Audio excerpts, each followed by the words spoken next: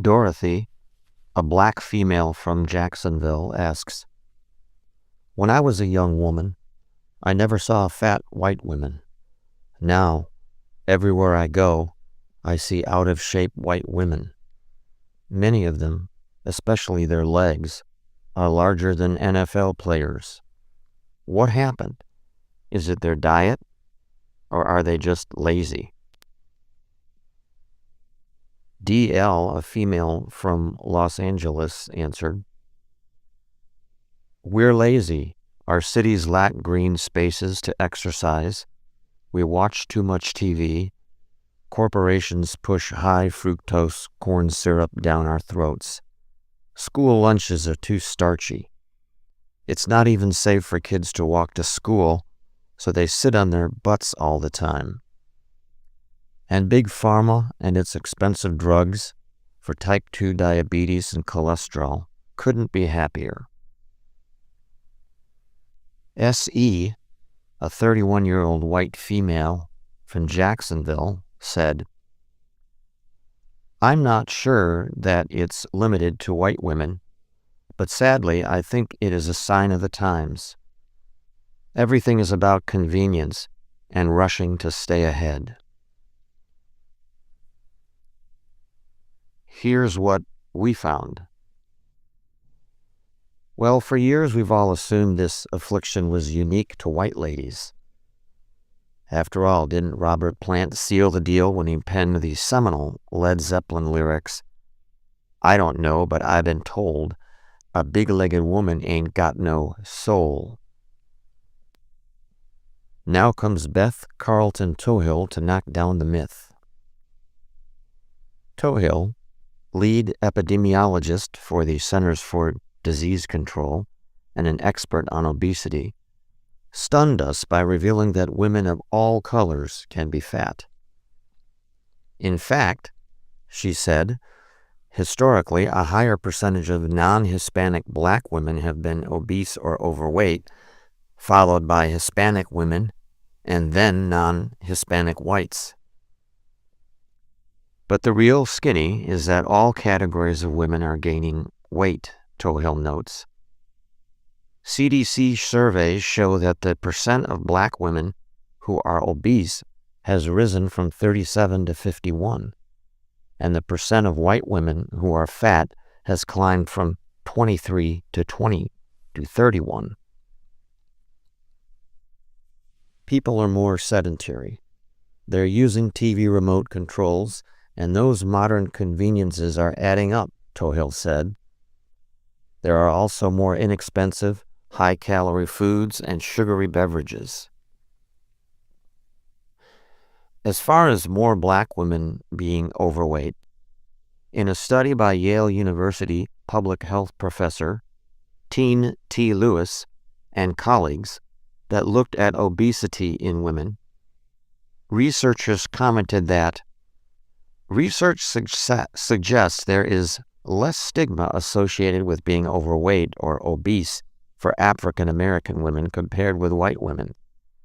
They also noted that, compared with white women, African American women report less of a drive for thinness and tend to prefer curvaceous, normal weight versus thin body ideals. Tohill agreed that there's no hard science behind the weight differences, but, she said, there is a perception that it is more culturally desirable among black women and men not to be thin. But we are all getting used to everyone being larger.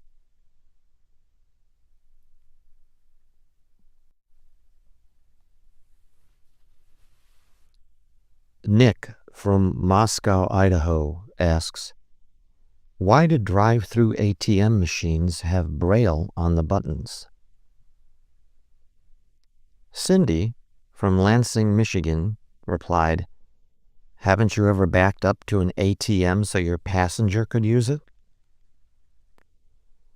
John from Chicago says, "A better question would be why they don't have instructions posted in Braille or aren't required to speak instructions. Each ATM has a different button arrangement, and some of the buttons are not Braille because they serve multiple uses. I used to have a blind significant other, and this made him angry. The people who try to adopt these things need to do a much better job of consulting the blind. Mark, who's 35 from Boca Raton, Florida, stated, "My wife is blind. It's simply cost-effective to make all of the panels the same, whether they are for drive-up ATMs or not." Here's what the expert said. Please take your information below. Thank you for reading. Have a great day. Chris Kuell, blind writer and second vice president of the National Federation of the Blind of Connecticut, had the following to say.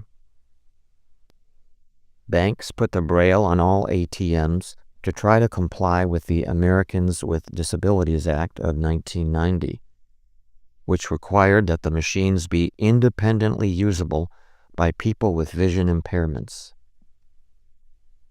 He says, it was done to show they were being good citizens, when in fact it didn't help a blind person because we can't read the digital display. Rob Evans, former director of global industry marketing for ATM maker NCR, said this. Why do drive-up ATMs have Braille? Good question. It's almost as if we're saying, if you made it that far, by golly, that's the least we could do. That's a flip answer, but the real reason is there are distinct differences among visually impaired people. A small segment are active in the workplace, for example, and may drive to work in taxis, sitting behind the driver, and they don't want to give their debit card and secret code to someone else. It's worth noting these Braille ATMs aren't really accessible, however, unless a blind user knows what each button does, which eventually led to ATMs with headphone jacks and speech output software. Those came along in the 2000s from makers like NCR and Diebold. Users just plug in their headphone set and they're in business. Said Julie Davis, former spokeswoman for Bank of America. The company operates more than 7,000 talking ATMs, and it expects the majority of its locations will have voice-guided ATMs. Why go through all this for a small group of people? According to Kuhl, there's also a spillover benefit. Maybe the guys who design microwaves or home heating, etc., will see that a bank or Publix thought about this and think, maybe I ought to think about this the next time I design my product. It's a cue to everybody else. The ADA guidelines work. You just don't know when a person might need them, just as you don't know when you install it if a blind person might need to use a drive-through ATM. For more about this decades-long pioneering project, visit youdaretoask.com.